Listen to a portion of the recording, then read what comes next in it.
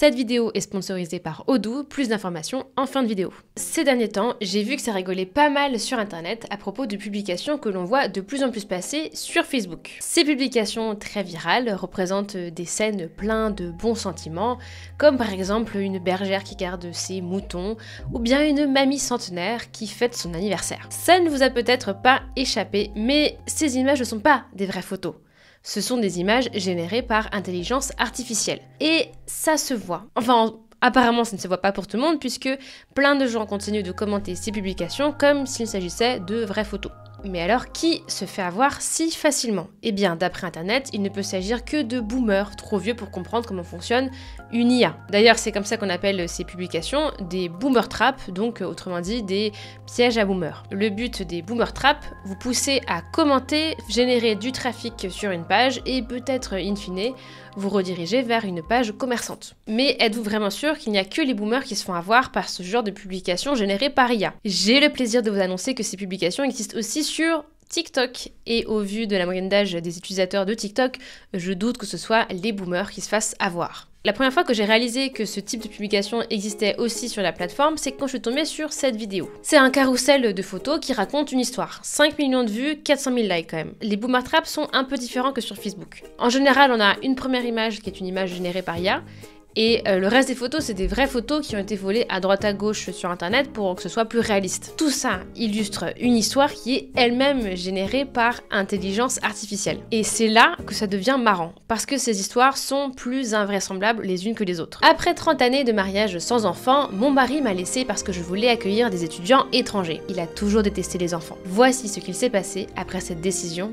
bouleversante. On va nous raconter une jolie histoire, n'est-ce pas? La photo est assez crédible, l'histoire commence bien, et si on sait pas que c'est un contenu IA, franchement on pourrait se faire avoir. Mais si vous regardez bien cette vidéo, vous pouvez vous rendre compte qu'il y a surtout un problème au niveau des sièges. À gauche, là c'est assez cohérent, on arrive bien à distinguer les sièges, mais à droite, les strapontins sont transformés en une espèce de micmac vert, et les deux meufs ont l'air de flotter sur la rangée. Madame à gauche tient une pochette, et elle disparaît après son bras. Mais bref, revenons à notre histoire. Mon mariage n'était pas la seule chose qui n'allait pas. Notre entreprise familiale non plus. Pendant des années, j'ai continué malgré l'anxiété. J'ai revendu ma part, j'étais épuisée. Vous avez remarqué, on est revenu sur une vraie photo. Des étudiants du monde entier, sous notre toit. Il détestait cette idée. Il a dit que je ruinais nos vies. Il m'a quitté la semaine d'après. Mais au lieu de m'écrouler, j'ai commencé à revivre. La première étudiante venait de Corée du Sud, puis il y en a eu d'Italie, du Brésil, du Sénégal et d'ailleurs. Encore une fois, vraie photo, probablement volée à une influenceuse qui n'a aucune idée qu'elle s'est retrouvée dans une vidéo fake sur TikTok. Ma maison, autrefois si silencieuse, s'est animée de plein de langues, de nourriture et d'histoires différentes. Ils m'ont appris à méditer comme ils le font en Inde. J'ai appris à cuisiner des plats éthiopiens épicés qui ont changé ma cuisine pour toujours. J'ai adopté le concept italien de dolce vita. Les repas sont devenus des festins, pas seulement des dîners. Peut-être que vous vous demandez où est-ce qu'on va avec cette histoire, mais ne vous inquiétez pas, ça arrive. Mes nerfs n'ont pas guéri en une nuit, mais tous ces changements de l'activité physique et les compléments alimentaires, j'utilise NAD, les meilleurs d'Amazon, m'ont rendue plus heureuse que jamais en quelques mois. Je suis contente pour toi, ça c'est la vraie vie. C'est si beau d'ouvrir sa maison aux autres cultures. L'histoire serait presque crédible. Un peu chelou de glisser une pub pour les compléments alimentaires au milieu de tout ça, mais bon... On est sur TikTok après tout. Mais si on va voir les autres vidéos de ce compte, on découvre que c'est plein de fois la même histoire, sauf que la tête de la daronne change à chaque fois. Cette dame, c'est pas la même personne que cette dame. Et là, c'est encore une troisième dame. À chaque fois, on a des petits détails dans la photo qui trahissent le fait que c'est une image IA. Genre, par exemple, ici, on a un doublon d'immeuble là, et là, on a un doublon d'immeuble en construction. Ici, on a un être humain qui se transforme en voiture, mais ça n'empêche pas les gens de dire « Quel magnifique changement de vie !» Tu feras gaffe, il y a tes lunettes qui disparaissent sur ton visage. Là, elle est dans une voiture qui n'a aucun sens. On ne sait pas si elle est à l'avant ou à l'arrière. En fait, ces vidéos, elles exploitent des clichés narratifs qui vont pousser les gens à commenter. Dans ce compte, par exemple, on a plusieurs clichés qui reviennent. On nous fait par exemple le coup de la revanche sur la vie. Ici, on a une meuf d'une quarantaine, cinquantaine d'années, dépendant des vidéos, qui va reprendre sa vie en main. Ça va susciter les encouragements dans les commentaires. Mais on a aussi une situation d'injustice. Ici, par exemple, c'est un ex-mari un peu con qui l'empêchait de vivre comme elle le voulait. Et d'une vidéo à l'autre, on va jouer sur ce cliché-là. Par exemple, dans une autre vidéo, j'ai découvert la vérité. Il me trompait. Il a volé de l'argent sur notre compte commun et est parti à Miami avec l'une de nos amies communes. Tellement fière de toi, tu as construit une si belle vie. Et spécifiquement sur ce compte, on a le cliché de la découverte des autres cultures. Ça, c'est le truc le plus risqué. Comme c'est fait par une intelligence artificielle, tout sonne un peu faux. Mon étudiante allemande s'est transformée en machine d'organisation. Des emplois du temps pour tout. Les étudiants français m'ont appris la patience. Comment dire non à des croissants faits maison? J'ai pris 10 kilos et j'ai compris le plaisir et l'art du beurre. Attention, on tente une blague. J'ai accueilli des gens de tous les continents, sauf l'Antarctique. Je croise toujours les doigts pour un programme d'échange avec les pingouins. Ok, ChatGPT. Mais il y a un autre cliché qui fonctionne encore mieux et qui est utilisé dans d'autres comptes. On va appeler ça le cliché de la femme enceinte qui prend des risques. J'ai décidé de monter l'Everest enceinte de 33 semaines, pensant que c'était ma dernière chance de le faire. J'aurais jamais imaginé qu'il allait se passer ça. La peur et la raison me criaient stop, mais au fond de moi j'avais ce rêve. C'est le moment de le faire. J'ai regardé mon sac à dos, prête à affronter l'assomption la plus dangereuse de ma vie. Mon cœur était partagé entre mon bébé et le fait que je risquais de tout perdre. La peur et l'excitation. Comment résister? Gravir la montagne a totalement pris le dessus. Mon corps, la montagne, mon souffle, tout n'a fait qu'un, jusqu'à ce que la réalité me rattrape. Au sommet, j'ai ressenti une vive douleur. Une pensée m'a traversée. J'étais en train d'accoucher, ici, au milieu des vents glacés de l'Everest. Les premières contractions m'ont tordu de douleur et j'ai compris qu'il n'y avait plus de retour en arrière. J'étais en train de perdre mes forces et la douleur était insupportable. J'ai essayé de descendre mais l'accouchement se rapprochait d'une minute à l'autre. Quand j'ai perdu les os, j'ai compris que je ne pouvais pas y arriver toute seule. À cette hauteur, un hélicoptère est apparu à travers la roche et la glace. Ils nous ont récupérés, moi et mon bébé. J'étais au bord de l'évanouissement, mais je ressentais enfin du soulagement et de la reconnaissance d'être sauvée. À l'hôpital, le docteur m'a examiné. Il m'a donné des compléments alimentaires et m'a dit que ça allait m'aider au niveau cellulaire, que ça allait me redonner de l'énergie et m'aider à guérir plus vite après cet incroyable challenge. Au bout d'une semaine, j'ai senti que je reprenais des forces et que j'étais prête à reprendre ma vie. Quand je suis sortie, j'ai remercié le docteur, il m'a souri en me donnant un flacon de compléments alimentaires. Tenez, ça devrait vous aider. De retour à la maison, j'ai regardé mon fils et j'ai tout de suite su. Son nom serait Eric, en l'honneur de la montagne qui nous a sauvé la vie. Quel rapport entre le mont Everest et Eric? Ici, on est typiquement sur du rage bait. Le but, c'est de faire rager des gens au point qu'ils se mettent à commenter. Ils auraient dû te faire payer chaque centime de ce sauvetage, c'est n'importe quoi. Tu pensais qu'il allait se passer quoi exactement? Quelle décision stupide et dangereuse. Les gens rageaient tellement que finalement, personne ne s'offusque du fait qu'il y a une pub Amazon au milieu de cette histoire. Ce cliché de la meuf enceinte qui prend des risques alors qu'elle est très proche du terme, on le retrouve un peu à toutes les sauces. J'ai pris la décision risquée de voyager jusqu'à Dubaï, enceinte de 9 mois, convaincue que tout allait se passer comme prévu. Mais le destin m'a réservé une surprise. J'avais prévu le voyage idéal pour moi, mon ventre de 9 mois, et la ville de Dubaï qui m'attendait. J'avais tout réservé. De l'hôtel luxueux au spa, persuadée que ce serait parfait pour une retraite pré-bébé. Déjà, on a changé d'avion, les hublots sont plus les mêmes. Quelques jours avant le vol, je me sentais particulièrement bien. Mon docteur m'avait donné le feu vert et je me suis dit « Pourquoi pas? Pourquoi pas prendre un tel risque finalement ?» J'ai toujours rêvé de visiter Dubaï et je me suis dit que ce serait l'occasion parfaite avant que le bébé n'arrive. J'ai l'impression d'avoir déjà entendu cette histoire. Hein. J'ai fait mes bagages et je suis montée dans l'avion, mais à peine j'ai mis ma ceinture, j'ai senti quelque chose de bizarre, comme un léger pincement dans le ventre. Ah, maintenant on est en classe éco. Les premières heures de vol ont été parfaites. J'ai penché mon siège, bu mon eau et lu mon livre. Mais soudain, sans crier gare, mon estomac s'est noué et une douleur vive m'a traversée. Ce n'étaient pas les fausses contractions que j'avais pu ressentir avant. Encore un avion différent. Au bout de 5 heures, la douleur était insupportable. Je pouvais à peine me tenir droite. Mon corps n'était plus que douleur. J'ai essayé de rester calme en me répétant que ça faisait partie de la grossesse, mais au fond de moi, j'étais en train de paniquer. J'ai appelé les stewards et je leur expliqué mon problème. Ils n'avaient pas l'air sûrs de ce qu'il fallait faire, mais ont promis de garder un œil sur moi. Et soudain, à 10 km au-dessus du sol, j'ai perdu les os. J'étais en train d'accoucher. C'était surréaliste. Mon bébé ne devait pas arriver avant au moins une semaine. Alors que la douleur s'intensifiait, il m'apparaissait clair que ce n'était plus des vacances, c'était l'urgence absolue. Alors là, celle-là, c'est la pire photo. Lia ne savait plus s'il fallait emprunter des stewards ou des aides-soignants. Le visage du bouc derrière, il est sans dessus-dessous. Il y a une rangée avec un seul siège dans un avion économique. Et surtout, ce n'est plus la même meuf qu'au début. Contre toute attente avec l'aide de l'équipage, j'ai donné naissance à une petite fille en bonne santé, ici, au milieu du ciel. On a atterri dans la ville la plus proche pour avoir des soins médicaux, mais le vrai miracle avait déjà eu lieu. Ma fille était saine et sauve. Le bébé a maintenant 3 mois. Et après, on a notre pub réglementaire sur un complément alimentaire obscur. Bon, évidemment, personne n'est dupe dans les commentaires, c'est trop mal fait pour que vraiment quelqu'un y croie sincèrement. Mais 3 millions de vues quand même. Sur d'autres comptes, on a d'autres histoires avec des femmes enceintes et à chaque fois, on introduit un ou plusieurs éléments différents pour faire parler dans les commentaires. Par exemple, là, c'est une histoire d'une dame qui accouche d'un bébé à 44 ans, voilà, pourquoi pas. Et après quelques péripéties que je vous épargne, on se retrouve sur la même photo de bébé que la femme qui a accouché sur l'Everest. Et là, on nous sort une dinguerie. J'ai vite découvert que mon mari me trompait avec ma mère. Et après, il épouse la dite mère. Certains parents sont vraiment les pires ennemis. Le coup de la mère, ça me brise le cœur. Je refuse de croire que cette histoire est vraie. Oui, en effet, tu fais bien de refuser d'y croire parce qu'on avait quand même quelques indices. Déjà parce que l'histoire est farfelue, ensuite parce qu'on veut encore nous vendre des compléments alimentaires, et surtout parce que quand on clique sur le compte, on peut facilement voir que c'est plein de fois la même histoire avec des daronnes différentes. Apparemment, ce compte kiffait bien les histoires de conjoints qui se barrent avec le père ou la mère. Ma femme m'a trompé avec mon père et m'a laissé élever notre fille tout seul. Dites-moi que c'est une blague, ça peut pas être vrai, c'est quoi ce monde de dingue qui fait que te décevoir? Bon, l'histoire de tromperie de conjoints qui se barrent avec le parent, c'est pas mal. Mais si on se faisait une histoire d'amour impossible, une histoire d'amour qui déjoue les fatalités sociales. Quand j'ai accepté de rencontrer ce charmant garçon pour un dîner, je pensais que c'était juste un date normal.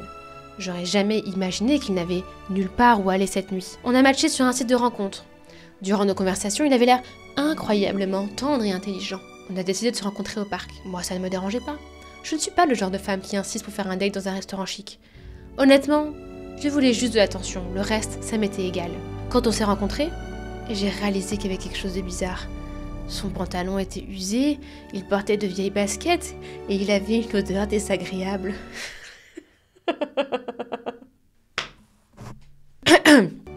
Tout a pris sens quand il m'a avoué au milieu de notre promenade. Au milieu de notre promenade, pour être honnête, je suis SDF. J'étais choc-barre. Ne vous méprenez pas. Je n'étais pas dégoûtée. Non, j'étais plutôt prise par un sentiment de pitié et d'incompréhension. Comment un homme si intelligent pouvait finir à la rue? Je savais que cette rencontre n'était pas un accident. Je devais le sauver. Alors, je l'ai ramené à la maison. À la maison, il s'est douché, je lui ai coupé les cheveux et rasé la barbe. Et oh my god, il s'est avéré être un homme tellement beau. Je l'ai amené chez le médecin pour faire un check-up complet et je lui ai pris un abonnement à la salle. J'ai tout fait en mon pouvoir pour le remettre sur pied. On a commencé à prendre des compléments NAD+, pour booster son système immunitaire et améliorer son niveau d'énergie. Aujourd'hui, il est devenu comme tout le monde. Il est apprêté et en bonne santé, et il va bientôt passer un entretien pour un bon poste dans une entreprise réputée. Laquelle, on sait pas. Cette expérience n'a fait que renforcer notre amour. Quel scénario! Une des plus belles histoires d'amour que j'ai entendues depuis longtemps. Être aimé, c'est être compris. Être aimé, c'est être changé. Personne n'est dérangé apparemment par le fait que nos deux tourtereaux ont changé de tête entre la première et la dernière slide. Et personne apparemment n'a fait l'effort de cliquer sur le profil pour regarder les autres vidéos. Bon, à ce stade, vous vous dites, c'est trop gros. Qui peut croire à ça? Eh bien, vous n'avez encore rien vu. 17 millions de vues. 3 millions de likes pour l'histoire invraisemblable que je m'apprête à vous raconter. Je me suis rasé la tête pour que ma femme porte mes cheveux pour le jour le plus important de notre vie. Elle a perdu tous ses cheveux il y a presque 2 ans. Alors, je lui ai donné les miens pour notre mariage. Ça, c'est moi, jour 1. Les amis, on se concentre. On est à la slide 3. Slide 3, et le mec a déjà changé de tête par rapport à la première slide. Elle a remarqué le nouveau pommeau de douche filtrant. J'ai utilisé un filtre pour aider mes cheveux à pousser et avoir un cuir chevelu sain. J'en ai essayé plusieurs, mais celui avec lequel j'ai eu de meilleurs résultats, c'est Affina sur Amazon. Une pub Amazon. Au milieu de l'histoire. Je répète, elle est au milieu de l'histoire. Dernière retouche avant que ce soit prêt, j'avais tellement hâte de lui montrer. On sait pas comment la perruque a été faite, c'est pas la même couleur de cheveux que le type, mais on s'en fout. Ils ont rajouté des extensions pour que ça fasse plus volumineux. T'inquiète pas.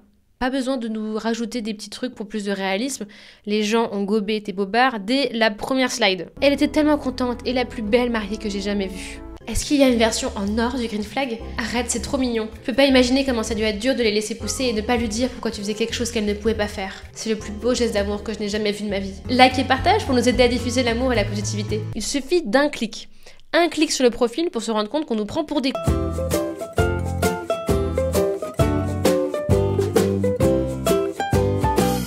Apparemment, ça ne marche pas mal du tout aussi quand c'est le père qui se rase la tête pour donner ses cheveux à sa fille le jour de sa diplomation.